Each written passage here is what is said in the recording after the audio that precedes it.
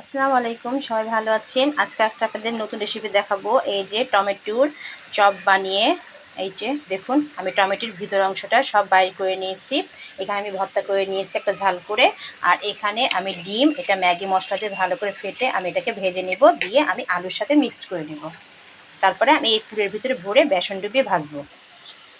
এই যে ডিমটা আমার মাখানো হয়ে গেছে। এখন আমি টমেটোর সাইডগুলো নিয়ে একটু খালি ডিমগুলো প্রত্যেকটা মাখিয়ে নিব, দিয়ে ডিমটা ভেজে আলুর সাথে মিক্সড করব।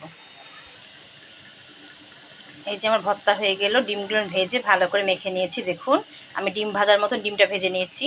এবার এর ভিতরে আমি এই ভর্তাগুলো ঢুকিয়ে নিব, তারপরে বেসনে ডুবাবো, দিয়ে ভাজবো। এই যে আমি এভাবে ভরে নিয়েছি। এবার একটু চাউলের আটার সাথে এমনি করে উল্টে নিব, তারপরে বেসনে ডুবিয়ে ডুবিয়ে তেলে ভাজবো। এই যে আমি এভাবে দিয়ে দিয়ে ভাজছি। এই যে আমার হয়ে গেল টমেটোর চপ, কত সুন্দর ফুলকো ফুলকো হয়েছে। সবাই ভালো থাকবেন, আল্লাহ হাফেজ।